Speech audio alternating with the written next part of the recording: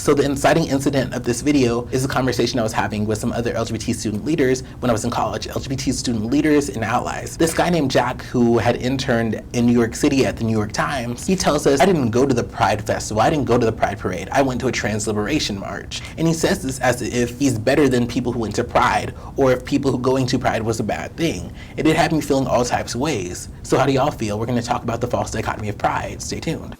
Could somebody please make it make sense?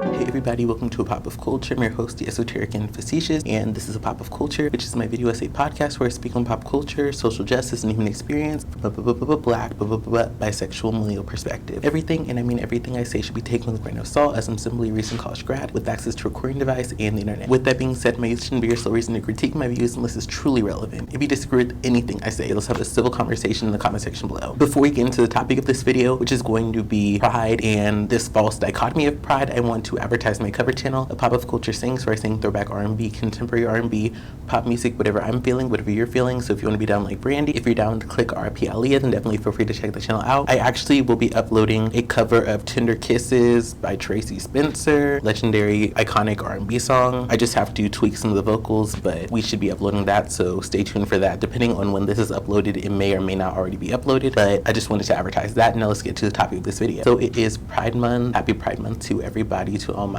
LGBT plus viewers and allies. So I wanted to make this video because all this talk of Pride and Happy Pride has brought up a certain memory of my past I wanted to discuss. So when I was in college, it was my junior year of college because it was when the pandemic started. There was the Center for LGBT People and LGBT Resources, and I was a part of that center as a student leader, and I was a part of this cohort where it was a bunch of student leaders who were either LGBT themselves or allies who wanted to learn more about the community and serving the community. So for a calendar year starting May my sophomore year to May my junior year, we all worked together as different student leaders to do programs, to do service, tabling, being a resource to students who wanted to connect with other LGBT people on campus, being confidential sources for people who were questioning or closeted, who wanted to talk with somebody, making our own programs, being in the center, having our office hours, blah, blah, blah, blah. We did all that stuff. So that's just background. So me and this person, I'll call him Jack, we were part of this program. This whole story / conversation is related to a remark that Jack made. So Jack, he was this cis white gay man who was a part of the group, who was in my year in school, and I knew of him before I actually met him just because he was really involved. I was really involved, and he interacted with some of the people that I interacted with. So anyways, during one of our meetings, we had a lot of different meetings, I and some of the other student leaders were having a conversation. I don't know if it was at a formal meeting or if it was just us hanging out at the center. One way or another, we're having a conversation about Pride, and Jack makes a certain remark, and I'll give y'all a little bit more background on Jack as I explain his remark that inspired this conversation. But Jack, he was somebody who had an internship at the New York Times. Shout out to him because that's a really big deal. He had an internship at the New York Times that summer before, so that's where he was coming with this conversation. So anyways, we're having this conversation, and the conversation topic turns to Pride. I think maybe it was because we were going to be doing some type of a parade or something, like we were trying to do something related to Pride, so I think he wanted to speak out about his experience with Pride in New York City, because of course he was in New York City for his summer internship, so I think he was trying to bring some of his concerns or thoughts relating to Pride to the conversation, because obviously I'm from the South, so some areas of the South we celebrate Pride at different times, so I think that's kind of where all this came from. But anyways, he gets on this soapbox. He doesn't actually get on the soapbox, but he gets on the soapbox and like he's gonna give us a speech. He's going to educate us today, and he basically tells us how instead of going to the big New York Pride celebrations, he decided to go to this smaller trans rights liberation march that was happening at the same time. So let's get into it. So I have no issue with him advocating for trans rights. I'm an ally of trans people, but it was the way he was talking about it. He was very dismissive of the actual Pride event, and he was basically trying to act like he was better than the people who were at the Pride event because he really cared about the issues and he was really down for the cause by going to this trans liberations march. And all these people at this Pride celebration, they really don't care. They're not about the culture. They're not really in it for those people and for those causes. I wanted to get into this false dichotomy of Pride that I feel he presented and that I see presented a lot when it comes to conversations about Pride and Pride celebrations. There's this idea that either you are 100% at Pride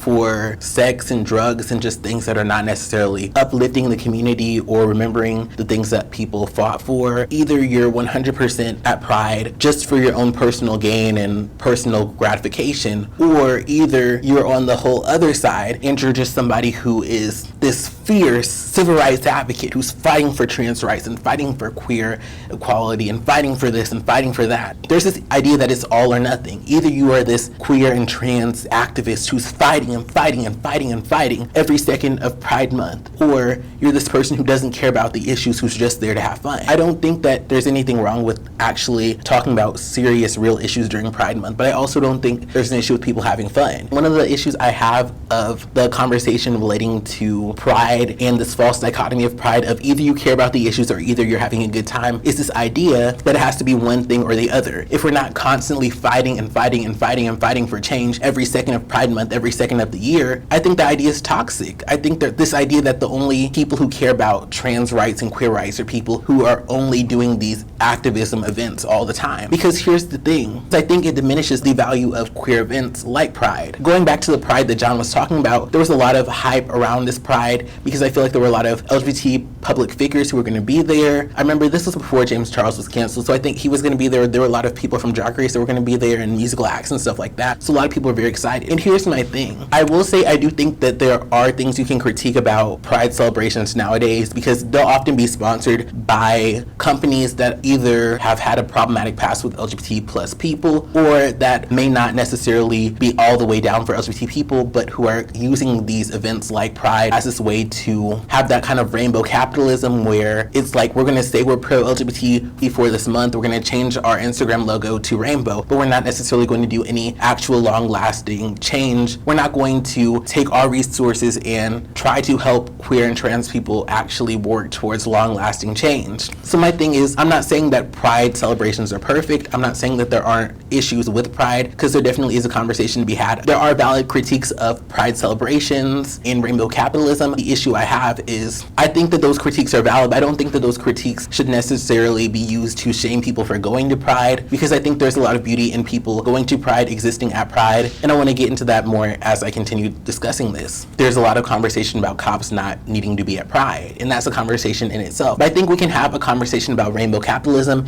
and we can have a conversation about whether or not cops should be at Pride, what cops being at Pride means. I think we can have those conversations without trying to bash people for going to Pride or enjoying Pride. One thing I want to cite in this video that I think is very important is this video I saw by 𝘎𝑐𝒍𝒍𝒐𝒘 years ago. She has this video called Black Love is Revolution. Serena in that video talks about how Black people having fun, having love for each other, having love for their community, having love for their culture in a white supremacist society is a beautiful thing. Because in a racist and white supremacist society, Black people existing as the people they are and loving their culture, embracing their culture, having fun and being themselves, that is this act of rebellion, that is this act of revolution. And I follow like the fun, like bullshit celebrities and like, you know, cute Black girls, and like I just follow lots of like fun, cute stuff on Instagram. Like when I feel sad, I open up Instagram and I like scroll through Instagram for like hours and hours. I really like enjoy Instagram.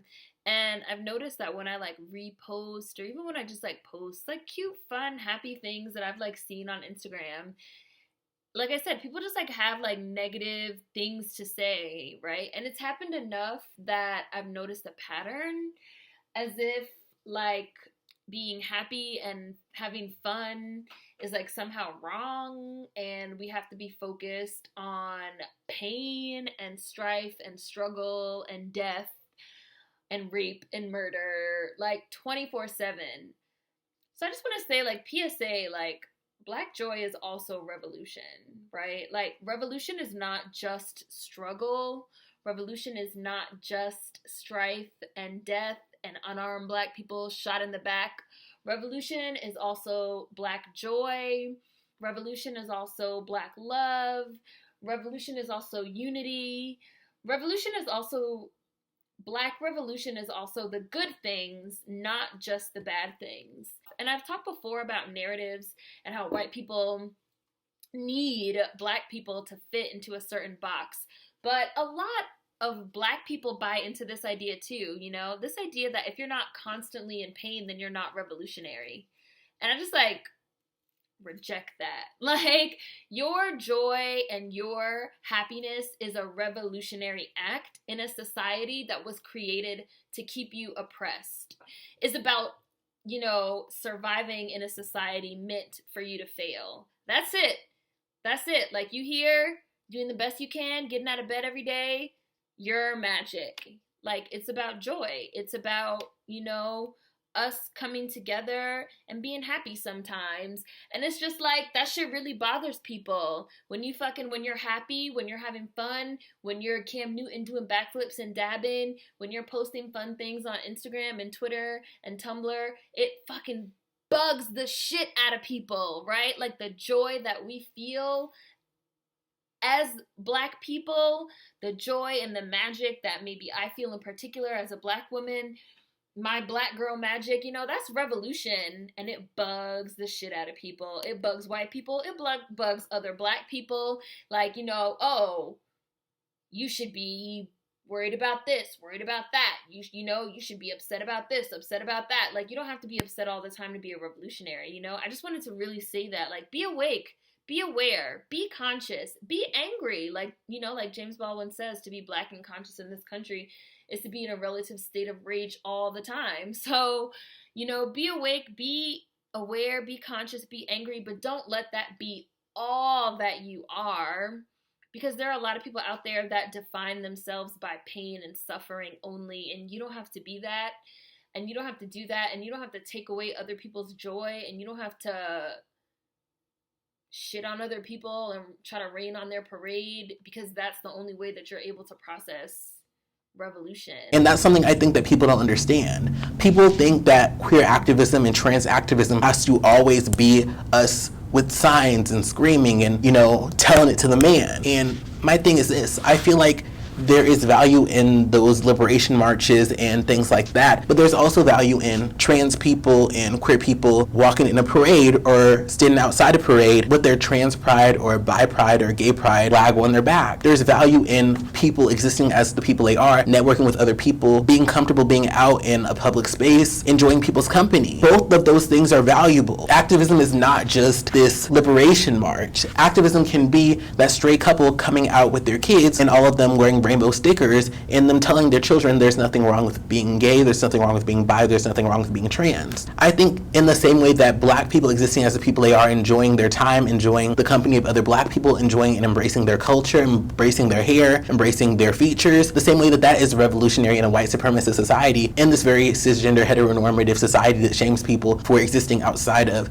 cisgender heterosexual norms. In that society, people meeting up in these queer spaces, in these queer friendly spaces, at these queer celebrations like these pride parades, I feel like that is an act of revolution, because it's saying, even though the society shames me and tells me that I should repress these desires, that I should force myself to be normal and be in a normative relationship and present myself in a normative way in relation to biological sex, I'm choosing not to do that. I'm choosing to go to this space and celebrate and have a good time with other people of my community. That is an act of rebellion against the society that forces us to do things this certain way. Both of these things are forms of activism. And that's why I hate a lot of this dichotomy of, well, I went to a trans rights liberation march, I didn't go to that other event. I hate that dismissive nature, because the reality is both of these events had value. And I think some people who are so caught up in activism in this one sense, they forget that for somebody who went to that pride march, this was their first time doing something where they were going to explicitly queer space. There was somebody who put on their little rainbow button, or they put on their little bisexual bracelet and went out in public, and they had the courage to do that, and that was a big step for them. A lot of people, they will never forget their first pride. They will never forget going to that space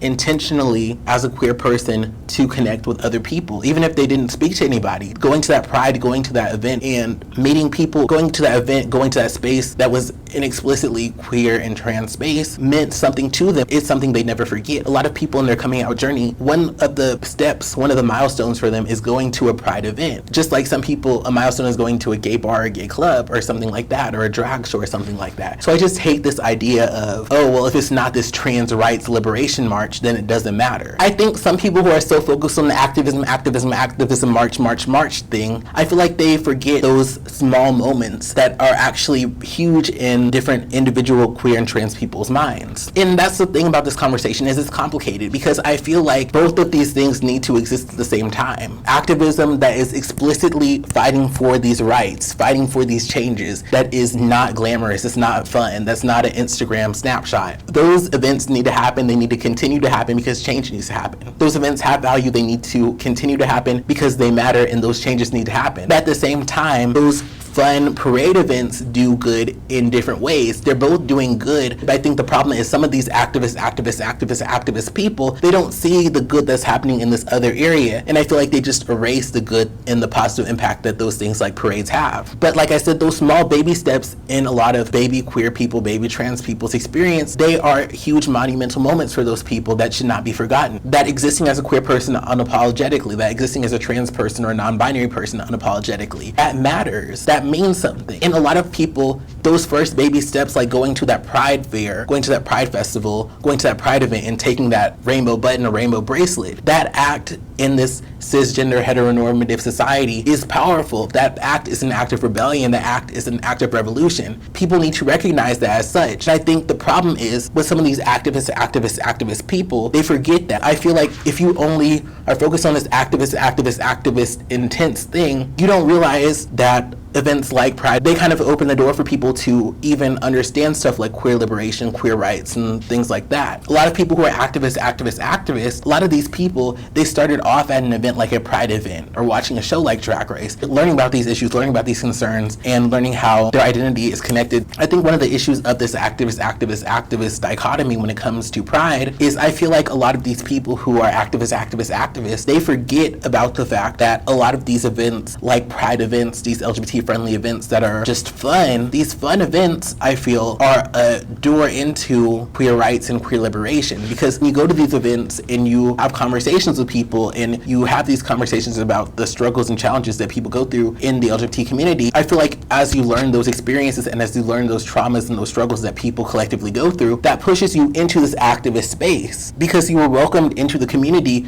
through these events that are fun and where you have a good time and where you feel welcome. And through being in those events and through sharing space and having conversation with other queer people, you're able to build this understanding of not only your experience, but the experiences of other people within your community. And I feel like building that rapport with other people in the community through these fun, innocent events, I feel like building that experience along top of your experience, I feel like that works for you to become more of an activist, because as you enter these spaces and as you see and relate to other people, you realize a lot of the experiences that y'all go through are a result of the system we live in, the systems we live under, the world we live in, and how the world we live in doesn't necessarily always protect or care about queer people, queer and trans people. So I feel like both of these spaces have to exist, because if you only have these queer rights activist events that are really catered to people who are very much out and into their experience and who know all the words and who know all the terminology, you're not welcoming new people in to kind of have that transformation and have that journey into the activist space. So that's my issue with this whole false dichotomy of Pride. This idea of you can't have fun, you have to always be serious all the time. One of my main critiques of this whole you can't have fun at Pride, you're not allowed to have fun at Pride conversation is people don't really realize this when they say it. I think a lot of these people who say stuff like this come from a place of privilege where they have connections within the queer community. The thing that I think some people don't really understand is for some people that Pride parade that they go to is their main time to be out and be queer and be as loud and proud as they can be. Some of these people who come to these Pride events and Pride festivals, that one weekend, that 1 week, whatever it is, that's going to be their one chance, their yearly chance to be out and as loud and as proud as they can be. And for the rest of the year, when they go back to whatever city they live in, they're not going to be able to be as free and out and as loud and as proud as they get to be when they're at that event. That's why I need y'all to understand some of the fun that goes on at Pride. The reason why people are so pressed to do all this stuff when they're at these pride events is because in their regular day-to-day life, they may not have the ability to make those connections and do that stuff and to be out and as loud and as proud as they want to be. The thing we have to remember is not everybody lives in a queer affirming area. Not everybody lives in an area where everybody and their mama is LGBT or LGBT friendly. A lot of pride events take place in the LGBT friendly area, and people from all these other areas in the state or in the surrounding states, those people come to that event. But a lot of those people in their day-to-day life, they don't have the same affirmation, the same community, the same LGBT presence as they will experience at that event. So let them have fun. Let them flirt. Let them have a drink or two. I just hate this idea that the only activism that matters is this intense queer rights liberation march thing. Like I said, I think that there's value in that, but there's also value in people going out and having drinks and talking and having fun with other queer people and with allies. Because like I said, a lot of people's day-to-day experience isn't as affirming as what pride is. So I feel like the problem is people forget that some of the importance of pride is giving people a safe space to exist as themselves. Now, I will say there are issues in the community that need to be addressed. There are issues in the community that aren't so fun and happy. And I do think some pride parades don't really work to have those hard conversations or to rally together that support that should be there. There's stuff that we see happening in the news, and we as LGBT people, as a community, need to make sure we're doing the work not only during Pride, but all year long, but especially during events like Pride where we have so many people coming together to make sure we are advocating in the ways that we can to stop some of this stuff that's happening that's limiting the rights of LGBT plus people, especially trans and non-binary people. So I do kind of get that conversation of, I don't think that Pride celebrations should be apolitical, but like I said, I don't think that people having fun is a bad thing. I think there just has to be a balance. Yes, we can have our queer rights liberation march where we're all using all the right language and we're just all dedicated to the cause. Those events, there's no problem with them. I don't think that Pride should just be, oh, I'm getting drinks and having fun and having a good time. I think we should remember what people have done in the past to get us to the point of where we are today. I think we should remember the sacrifices that people made, the activism that happened in the past. But like I said, I do think that it should be this mix of both. There should be some fun. There should be some good time and laughs and enjoyment and connection. It shouldn't just be doom and gloom. But I think the thing that we have to realize is there are people out there who are still struggling. Just because you may be comfortable, just because you may live in an area where you're out and comfortable, that doesn't mean that that's how it is for everybody else in your country or throughout the world. So I think that there just has to be that balance where fun isn't a bad thing, but it's not wholly apolitical. We have to realize when we have people together in a space like Pride, we should try to figure out ways to mobilize, figure out ways to try to counteract some of the things that are happening in the media with certain groups trying to limit LGBT rights, because it's not a game. So that's my conversation on the whole Pride dichotomy. Let me know what you think. Do y'all feel his remark was problematic? Do y'all feel his remark was justified? Let me know how you feel. Love y'all. Bye-bye. I will see y'all in the next one. Thanks for watching. Like this video if you like this video. Let me know if you agree or disagree with the points I made in the comments below. If you enjoyed this content, definitely like, comment, subscribe, and share. That way, even if YouTube isn't pushing my content, those who resonate with it are sharing it so it can connect with others who would enjoy it. Those are some easy, free ways to support a pop of culture. If you want to support this show financially, feel free to send a tip to my Cash App or buy me a cup of coffee, both are linked below. All who donate will be featured in the credits of my long-form commentary and cover videos. There are 2 playlists that are going to pop up, one where you can binge watch my covers and one where you can binge watch my commentary. Enjoy. Bye-bye.